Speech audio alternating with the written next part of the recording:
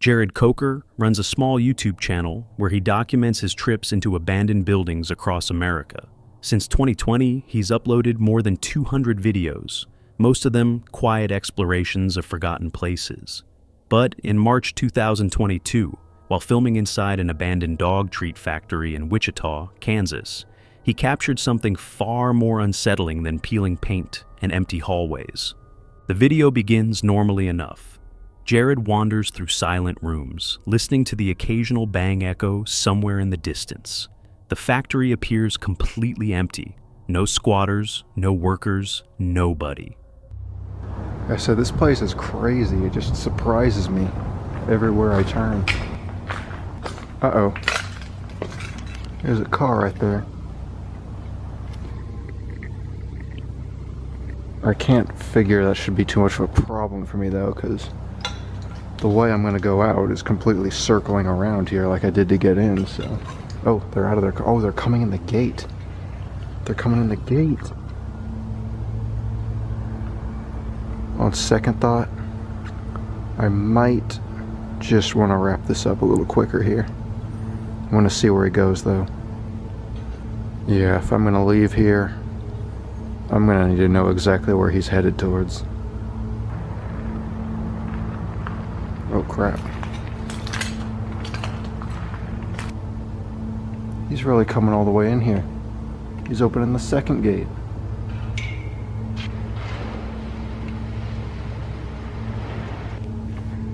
Now I'm really concerned. After thoroughly checking each floor, he looks out a window and spots a red car rolling through the gates toward the building. At first, he isn't sure what to make of it. But when the car stops and the driver steps out, heading straight for the entrance, Jared realizes this stranger is coming inside. I think I see where he drove through. It looks like the same red car. Right over here is the second ramp runway thing. Oh God. Someone's right out there.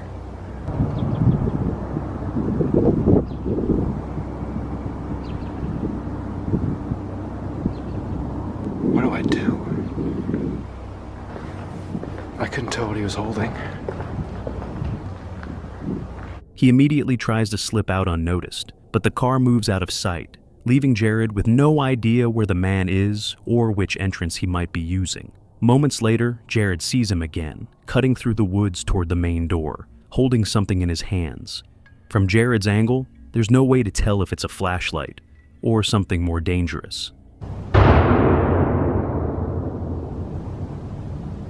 Oh my God.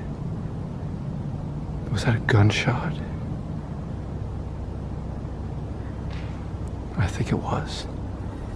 He had something in his hand too. It must have been a gun. For several tense minutes, Jared makes his way through the factory as quietly as possible, trying to avoid being cornered by someone who might know the layout far better than he does. Just when it seems like he might actually make it out, the situation turns frightening. I don't like being out in the open like this. Whoa, whoa. Stop right there. Whoa.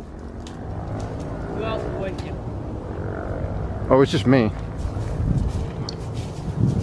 You scared me to death. Okay, get over there now. What? Sit down. Give you handcuffs. Huh? Put them on. Got it? Okay. Either I can put them on or you can put them on. Take your pick. I've never put on handcuffs before. Just put them on each side of you. How's that? Well, Put them in front of you. That way you can carry them in front, okay? what's gonna happen? But what's going to happen is the police is going to come and then you take your name and they'll get you for criminal trespassing. It's nothing these days. A lot better than me shooting you, isn't it? Was that what I heard? Yeah. What'd you shoot at? Shoot it. See people, I shoot at them. There If was they someone- run, you shoot. There you go. Okay? Is there someone else here? Yeah. Yeah. Be cool, nothing will happen, okay? Alright. I shot one guy this way, the other one. It's alright. I'm not gonna shoot you. Don't you see? She said something says a use of deadly force. What do you think that is? I thought that was kids spray paint. No, that's me telling you I'll shoot you. The man, later revealed to be an armed vigilante, jumps out from behind the bushes and confronts Jared at gunpoint, ordering him to put on handcuffs. The exchange is tense and unpredictable, and the man's behavior makes it difficult to tell if he's thinking clearly, which only heightens the danger of the moment. At one point, he even tells Jared to get into his vehicle. So what made you come here? Well, I've heard of it. It seemed really epic. You know, I got my camera. I like to take photos and stuff. Nobody else is with you, right? No, it's just me. Okay, if I see somebody, I'm going to end up probably shooting them. Oh no, if I were with someone and I know you shoot people, I would have gotten them. Okay. I just don't want, you know, they scare me, I'll shoot in a heartbeat. Yeah. I'm sorry. It's just life. What we're going to do is we'll throw your camera and your bag in the trunk, okay? I'll put my gun in there too. All right? We'll get in a little red cart. Let's drive up here. Set everything out. Police will come. They'll ask you for your driver's license. And they'll give you a little ticket. Fearing things could escalate, Jared complies. He stops recording to avoid setting the man off, and it takes police nearly 90 minutes to arrive. When officers finally arrive, an eerie coincidence unfolds. Two teenagers enter the property using the same route Jared had taken earlier. The man flatly tells officers that if he found kids inside, he'd shoot them. While Jared is being taken to the station for trespassing, news comes through that the teens have been shot. Fortunately, the weapon used non-lethal pellets, but one of the teens still needed hospital treatment. The shooter was later identified as 62-year-old Ken Thomas. Despite injuring the teens, he received only 2 years of probation. As for Jared, he's never returned to that abandoned dog treat factory. And after what happened that day, it's easy to understand why.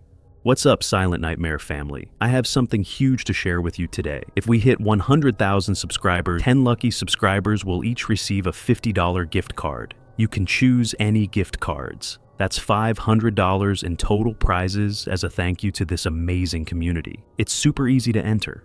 Subscribe to the channel if you haven't already. Like this video. Comment below with your favorite Silent Nightmare video or your scariest camping story. That's it. Let's hit 100K together and celebrate the only way we know how, with a massive giveaway. Back in 2019, a group of 5 property flippers walked into what they thought was just another abandoned home in the Angora neighborhood of Southwest Philadelphia. At first, everything looked like the usual mess: peeling paint, collapsed floors, another forgotten property. But the mood shifted fast. Look at this fucking trap right here. Look. The wire, right, that goes up. Look at the nail to a knife system. Oh my god. Dude, that'll fucking kill somebody, Look bro. what is in there, the knife. Right there. You see the wire? You don't see the knife up there? Right here, you see this wire going over here? Yeah, that's fucking scary. It's going right through your heart. It's on a fucking crutch with a knife. How'd you catch that? I'm a bad motherfucker, that's how. Yo, touch it, let's see. Yo, cut it, you see that? Look, come here, Scott. So that's Scott, come Scott, here. look at here. See this string? Oh, no, don't fucking move. That's a booby trap. See Scott, the see broken this glass? string? See, they put the broken glass over here. You know, so when... See this string? Who's videotaping it? I am. You ready? Hold on. See the string? With this, Yeah. with this. Now look up. Come over here. Let Scott see. Bring your head. Hold on, hold on. Let him see. That's for real. That's fucking... This is why is this glass right here? This is homicide. It's Straight homicide. up here. Come here. I see it, yep. No, you don't see. Go to the other side. No, I see it. Yo, I look see at this wall. Look It's at on the a fucking knife. crutch, dude. One of the guys was heading toward the staircase when he froze, spotting something that made everyone's stomach drop. From their reactions on camera, it becomes clear they had uncovered what looked disturbingly like a homemade trap wired directly to the stairs. If any of them had kept climbing, their ordinary walkthrough could have ended in a nightmare. They examined it for a moment, trying to understand what they were looking at before finally deciding to trigger it from a safe distance. Yeah. Hold on, you ready? Who's videotaping? Mary, you videotaping this shit? Yeah. Hold on. I'm getting far away from this thing. Alright, Mary, you got it? Yeah. You sending this I think you motherfucker should to do it jail? where you trip it. Stop at the Yeah. bottom of the step. You think? Yeah. What is it? At the step. Oh! Shit! Shit! shit. Look at that fucking thing. Yo, that would have Look fucking at straight that. up killed you right in your fucking head, dude. What's this house? This house ain't fucking up. Look at that. That is insane. Yo, coming right to Yo, your that head. thing's got bodies Look on at this. it. Look at this. Yo, that's right in your fucking No, head. no, bro. no. Hold on. You need to stop more. You need to step off. Yo, that would have got you right in your fucking neck. Oh my God, right in his head. Yo, you gotta His head. Because, yo, by the time you're gonna be there, it's right by you your gotta head. watch walking up there, man. Yo, rip that down. Yeah, how do you know he's not booby trapped again? Right. Yo, that's fucking scary. And that's when things got truly terrifying. The wire snapped and a large knife swung downward, right at neck height. The idea that someone had intentionally built something like this inside a house, knowing it could kill whoever stepped onto those stairs, sent chills through the group. The trap was crude but deadly, rigged together using a rusty kitchen knife, duct tape, wire, and even an old crutch, yet the force behind it was enough to seriously injure, if not worse. During a later NBC interview, the investor who filmed the entire encounter said he stumbled into plenty of strange situations before, abandoned pets, squatters, drug materials, but he'd never experienced anything that came this close to ending his life. And unbelievably, after taking apart the trap, the group continued their walkthrough, finishing the inspection and eventually buying and renovating the property. Fortunately for them, that swinging blade was the only deadly secret waiting inside. In March of 2022, Chris and Meg from the YouTube channel Back in Time uploaded a video from an old decaying farmhouse somewhere in the UK. They explained in the description that they had entered through an open window on the side of the building, and the moment you see the footage, it's clear the place hasn't been lived in properly for years. Leaves and dust cover the floors, spider webs stretch across corners, and a pair of abandoned shoes sits untouched. Even a few small animal remains are scattered around, along with some old shotgun shells on a nightstand. Still, there were strange signs that someone might have been there more recently. One bedroom had a fairly new light bulb, and some clothes in a closet looked a little too clean to belong in a house this neglected.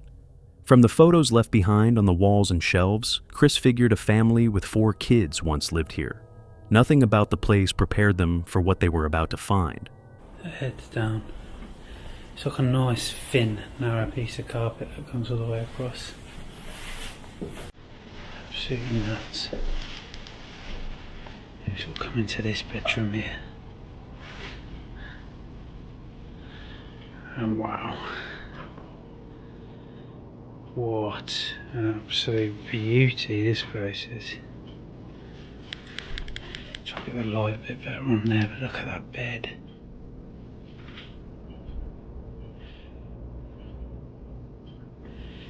The old Zimmer frame.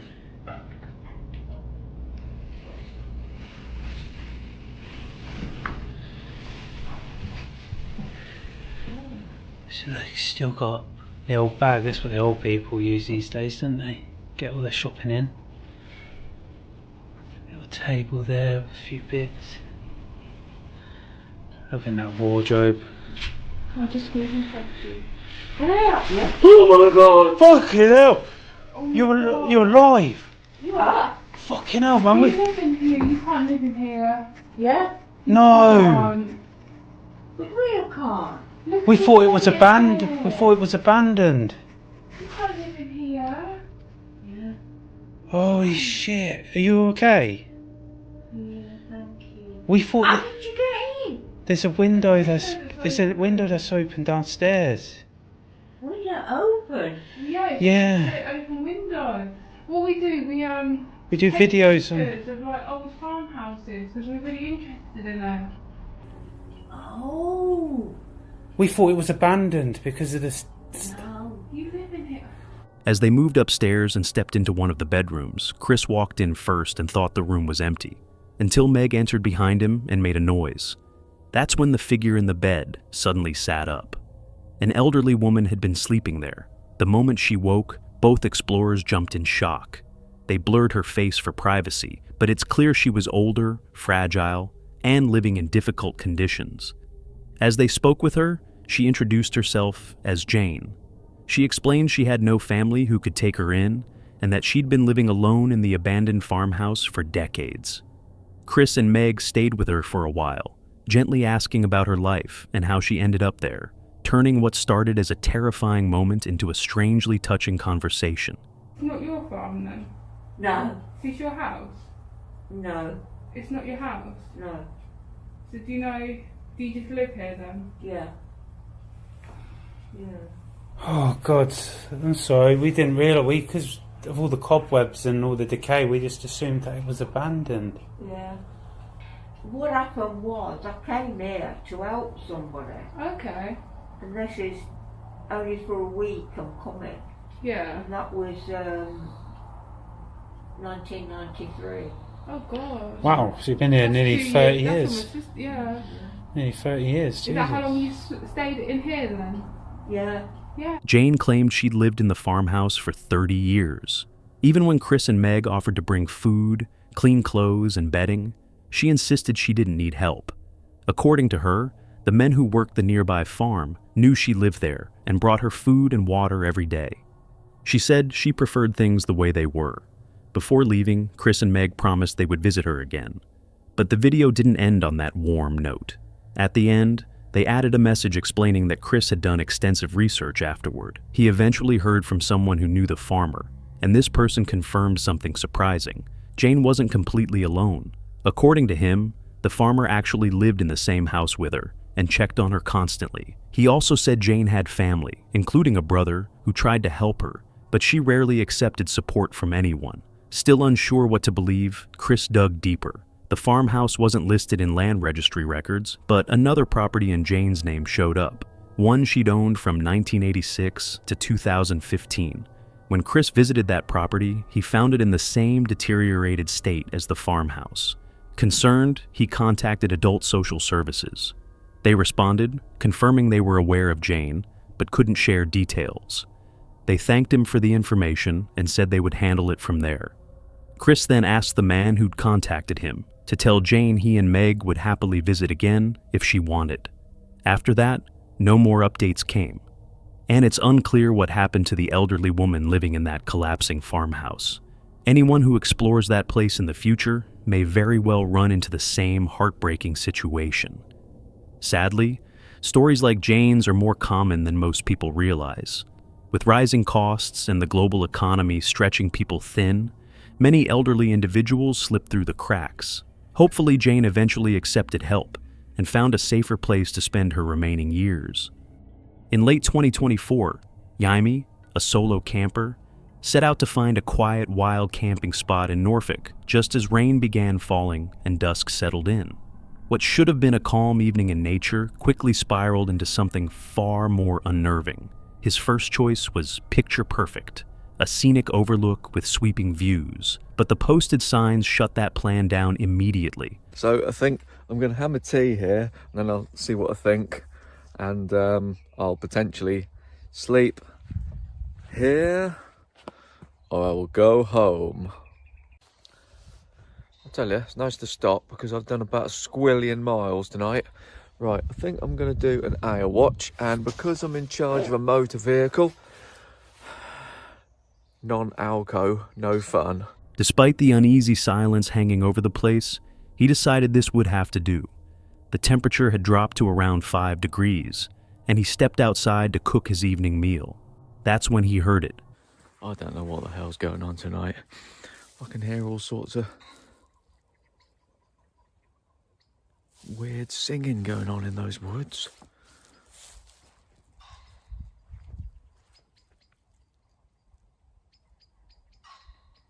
I think I'm gonna cook my tea.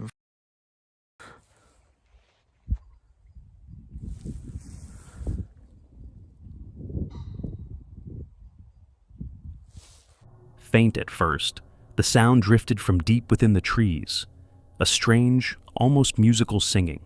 Soft, distant, but just clear enough to make his skin crawl. My massive spanker, in case I have to sort anyone out tonight.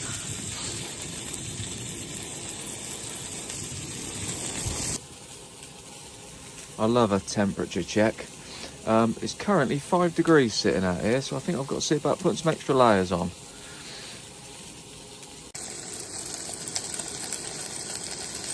There's some goodness going on under there.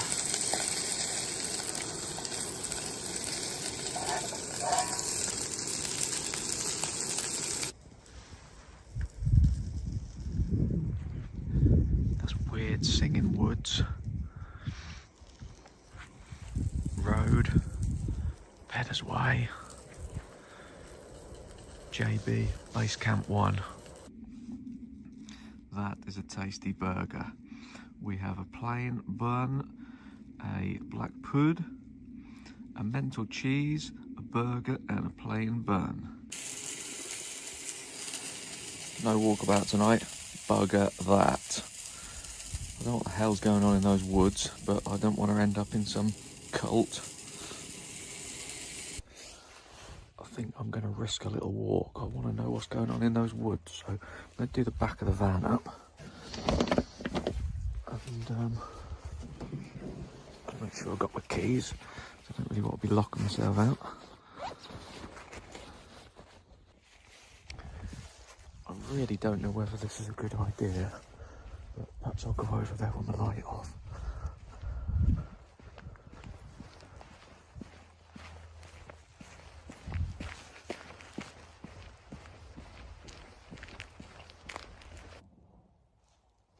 I've had a second thought. I don't know whether I really want to know what's going on in there. I think I'll go back to the van. It's bloody weird here, I tell you. Oh, bloody freezing. I'm going to get my stuff ready inside my van. I haven't got my airbed or anything all set up yet. Jaime mentioned he'd planned to take a walk after dinner. But the moment that singing carried through the darkness, he gave up on that idea instantly. Retreating inside his van with only his sleeping bag, inflatable mat, and a few basic supplies, he tried to settle down for the night. But the singing didn't fade. If anything, it seemed to linger. Just got out of the van to have a piss. What the f*** is that?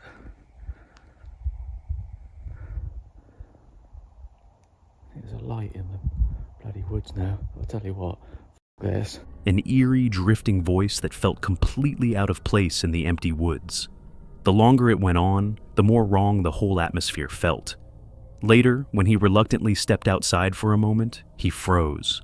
A light, definitely not his, was moving slowly between the trees. Not a car, not a house, not another camper. Just a lone, wandering light in a forest that should have been entirely deserted. Combined with the unexplained singing, the situation crossed from unsettling into genuinely dangerous. Jaime had two options: go investigate, or trust his instincts. He didn't hesitate. He grabbed his gear, jumped into the driver's seat, and left immediately, choosing the safety of the road over spending a long, terrifying night wondering who or what was moving through those woods in the dark. Sometimes the smartest survival skill is knowing when to get out